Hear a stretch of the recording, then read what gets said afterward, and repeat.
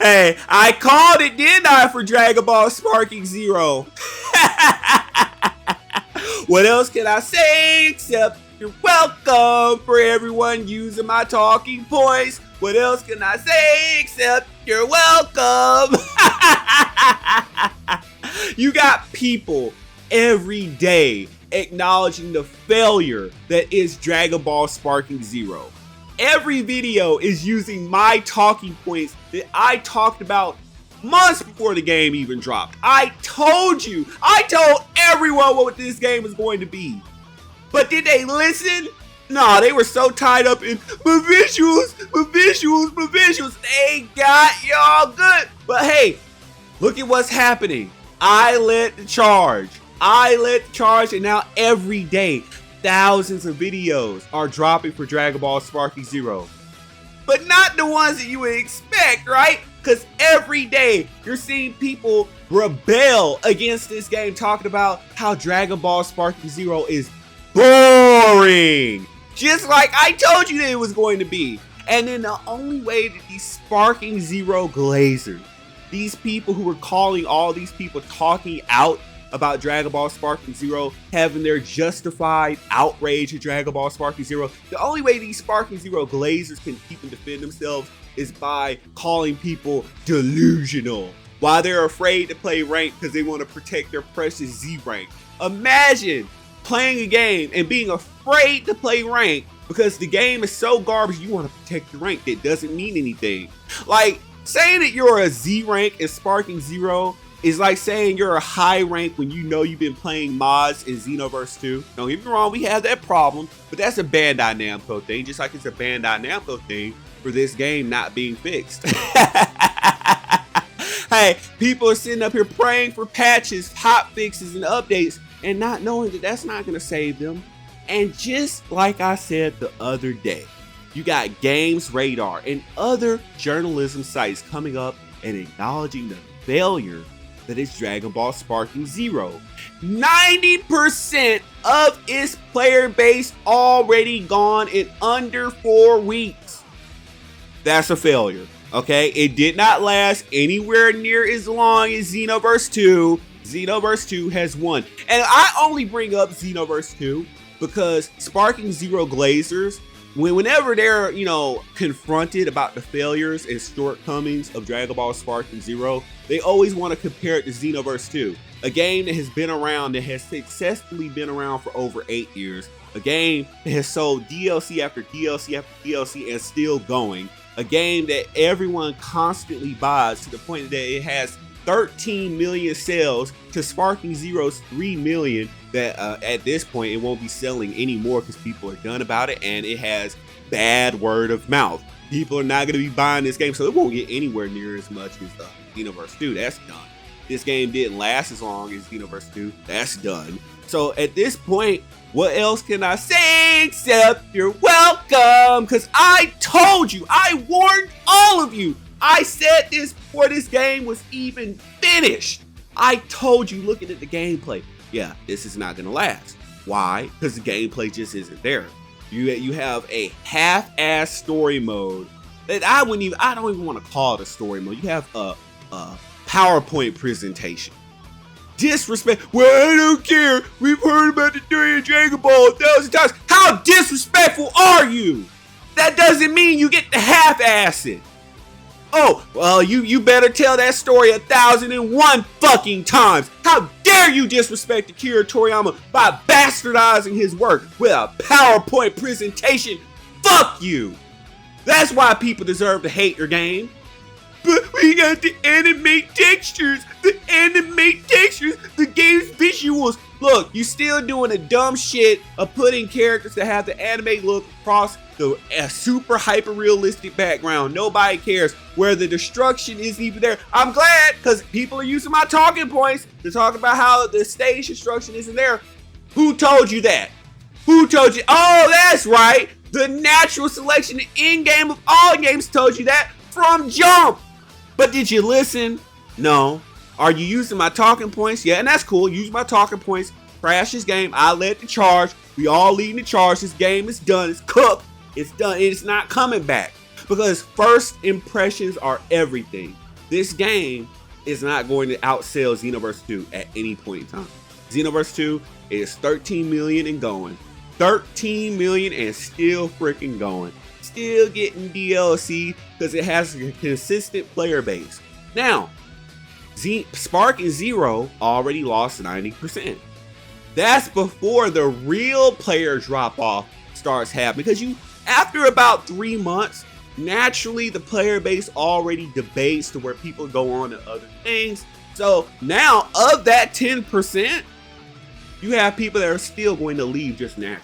Like, oh, it's boring, especially with what people are asking for to be implemented in that game. When that does get implemented, I'm not going to spoil it, but we're going to talk about it at length. If I talk about it, it's going to be a 30-minute video. When they get that put in the game, that's going to also debate the players. It's going to naturally just put people off the game, be like, we're done.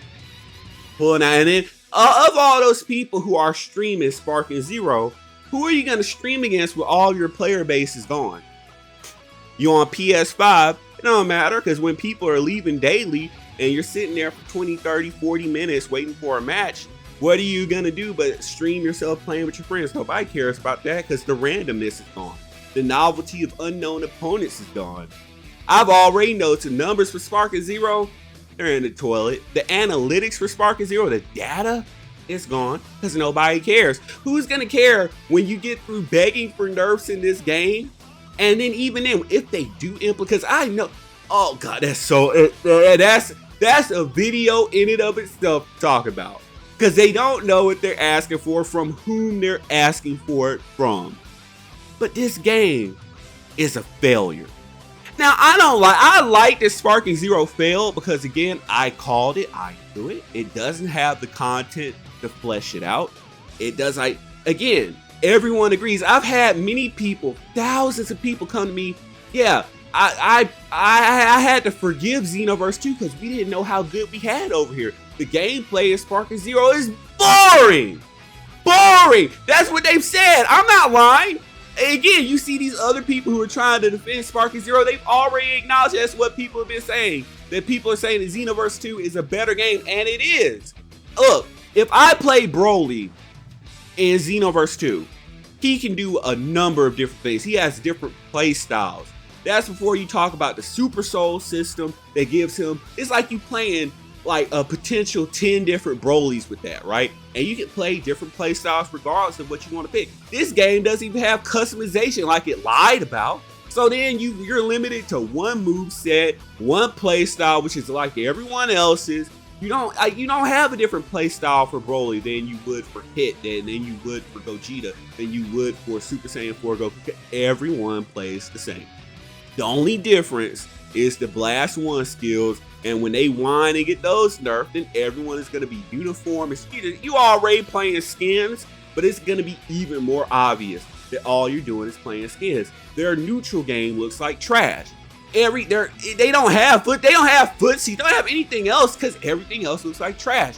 It's an example of them having a couple of good mechanics, but they have such a trash skeleton to use. And I think the best example that I can give is like Xenoverse 2 is like Windows 10 or 11, and Spark and Zero decided to go way back to Windows 98.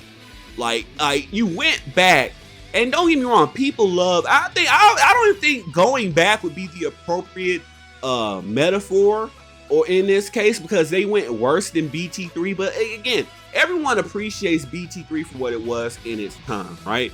But there were obvious advancements like real-time supers, counter supers that added a layer beyond just taking turns. Because right now, Spark and Zero is all about taking turns, and you made it super obvious that that's all it is taking turns and doing your damage. Don't get me wrong, that is kind of the flow in a fighting game. But Dragon Ball games, they added ways to, kind of distract you from that and not make it just taking turns. Like you can interrupt turns and do all that. So like now they don't even have a way to open people up because again, you don't have stamina breaks because now everyone can infinitely counter your combos. Again, the active countering of combo is not the problem. The problem is added a million different ways to get out of combos. And so now there's no point to comboing, especially when you're dumb enough to add damage scaling. You added that too. You did a whole bunch of things that people didn't ask you for, and you wonder why people just went to cheesing their ultimate, because that's the only thing that doesn't get scaled. And when you scale that, when you go in there and you pull a Storm 4, a fixed Storm 4, and you make everything boring, completely boring, even more boring than what it is, because you take all the damage away, that's when this game will truly die. Because then the cheesers that like to sit up for 6 hours playing Kefla, acting like they're hard, talking like they're actual fighting game experts, they're gonna leave. They're gonna look at it like, oh damn, they nerfed everything. Well, now it's boring because all it is square, square, square, which is already square, square, square. But it's gonna be even more apparent that all it is square, square, square. The game is done.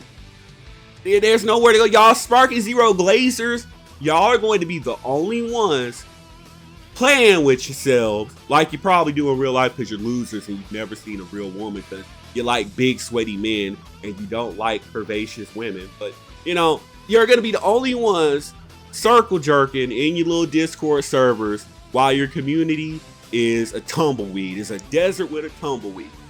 And it won't be too long before they disconnect those servers. Oh, they've done it before, just like they did with Jump Force. You know, when they did the fixed Jump Force and they nerfed everything and people got put off the game. Just like they did with One Punch Man, a hero nobody knows. Oh yeah, they'll do it. They'll do it. They're only gonna keep that open to maybe the end of 2025, because they again, the DLC that they promised you demands that they do it for at least that long, and after that, you're done. Well, people are gonna care about Beast Gohan. No one cares about Beast Gohan. You know, you want to know why? Because modders already took care of that fix. You know what? They already fulfilled that. So if people wanted to see what Beast Gohan would be like in Sparking Zero, that's done. That's probably why they want to try to get people off the custom battles with mods. Like, damn, they're putting in Beast Gohan and Orange Piccolo. Damn, we can't get them with that. Why would it matter? Because if you nerf Insta Spark, because you know all he's going to be is Insta Sparking and probably some kind of after image move. But if you nerf that and you nerf Ultimates, who's going to care to play him? Because his combos going to be the same like everyone else. Just because you jumble up where his triple kicks and gut punches come, it's not going to matter. It's the same play style. It's not like Xenoverse where you have to play him different, because his neutral game is different. His combos weave into his super attacks differently in Xenoverse 2. Do you have that in Sparking Zero? Oh no, you don't have that in Sparking Zero, because literally every super attack triggers like a movie. So unless you do a knockaway attack, you're basically stuck just doing every character the same. Knockaway, super attack, because everything is a movie. I mean, if Bandai Namco wants to recoup their losses on this game, because again, they're looking at this hard. You're delusional if you think that Bandai Namco is not, you know, considering things Sparking Zero, considering they've lost 90% of their player base. It's nothing they can do. It's nothing that they can hot fix into this game that is going to bring people back. You are living in a fantasy if you think they can simply patch the game and bring people back, because it's boring. It's not about it being broken. Again, they're going to go in nerfing everything when the fix was to go in and buff everyone else that is lacking compared to the upper echelon of characters. That's the problem. And then even then, you really don't fix everything because you lack character diversity. I hate using that word for what it means nowadays, but you're lacking character variety. Like having different characters that play differently, that have different gimmicks. Again, Xenoverse 2, if I play God Vegeta or a God character with, you know, God Awoken on, I get a different combo modifier that ups my damage and makes me play different or time my inputs different beyond just tapping. If I play Beast Gohan or Beast Awoken, you get special combos. If you play, I don't know, Videl or that other trash character that I don't want to even name, Brienne or whatever the hell her name is, you get like damage buffs and different stat buffs on your combos. Like you have different ways to shake up the game to make the character feel unique. And you know, it might make you consider playing it for other reasons than, oh, they just have the highest stats in the game or whatever. You know, this Sparking Zero lacks that, and everyone falls into the same mold. And the remaining crybaby player base the 10% that still holds on to this game, they're gonna leave after they nerf their characters. Because they don't foresee when they nerf after image, when they nerf instant sparking, that's gonna fall on the other characters not named Booster. So that's gonna fall on all the characters. They're gonna nerf it on all the characters. So when you get those mid and low tiers nerfed, you still gonna have the same problem regardless of what you're trying to do. So again, Sparking Zero is done. We don't care about the people that want to stream this game and talk about everyone being delusional that have left this game, because they're gonna be on an island by themselves. They're gonna be right back in that predicament, being on Dragon Ball Z Kakarot and nobody caring. All these other people still defending Sparking Zero, being the Sparking Zero Blazers, Sparking Zero Circle Jerk crew. They're already done with this game because, again, they've been frustrated by their own communities. They have to hide from their own communities. People that are sitting up doing 6-hour streams spamming Kefla, and they wonder why the community is turning on them and leaving them in droves. They're going to be the same idiots staying on this game, 3 or 6 months from now. And again, I think some of them have already said, well, we're just going to move over to Bleach Rebirth of Souls. Didn't I call that one too? Didn't I freaking call that one too? How everything was going to be about Bleach Rebirth of Souls? Hey, this is what a complete, total perfection, the natural selection victory looks like, because I was right about everything. Sparking Zero is done. Sparking Zero is proof, unfortunately. And I say unfortunately because I think this is going to dictate how they treat all Dragon Ball games going forward. That anime texture visuals are not the only thing that you need to sell a game, okay? It's a good thing to have. It's something that should be standard on all Dragon Ball games.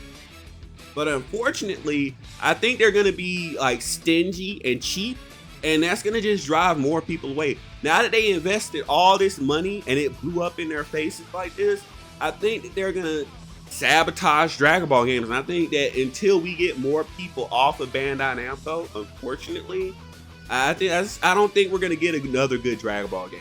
You know, we're not. Sparking Zero, I think they just deceived a lot of people.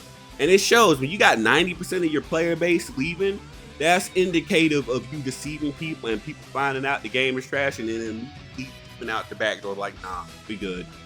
We're good, you know. But hit that subscribe button, enable all notifications, because, you know, you might beat the game of Sparking Zero and the Sparking Zero Blazers, who adamantly defend this like their lives depend on it, because let's be honest, they have been relevant since Dragon Ball Z Kakarot. But you'll never beat the end game of all games, perfection and natural selection. Perfectionists, hold those ones up in the sky. We out.